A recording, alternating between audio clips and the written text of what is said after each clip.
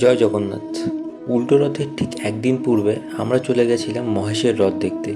জানা যায় এই মহেশের রথযাত্রা হচ্ছে ভারতবর্ষের দ্বিতীয় প্রাচীনতম রথযাত্রা।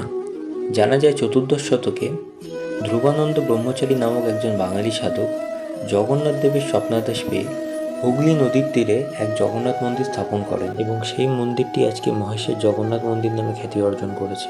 রথযাত্রার এই 7 দিন মন্দিরের চত্বরে থাকে প্রচণ্ড ভিড়। দূর দূরান্ত থেকে ভক্তরা আসে ভগবানকে দর্শন করতে। জানা যায় মহেশের রথযাত্রা শুরু হয় 1396 সালে এবং শোনা যায় স্বয়ং ভগবান শ্রী চৈতন্যদেবও এই রথযাত্রায় একসময় উপস্থিত ছিলেন। রথযাত্রার সঙ্গে সঙ্গে এখানে প্রত্যেক বছর আয়োজন করা হয় এক সুবিশাল মেলার, যেখানে উপস্থিত হয় এলাকার এবং দূর দূরান্ত থেকে বিভিন্ন দর্শনার্থীরা। এক সুন্দর অভিজ্ঞতা নিয়ে আমরা আমাদের ভ্রমণটা সম্পূর্ণ করেছিলাম। সকলে ভালো থাকবেন। জয় জগন্নাথ।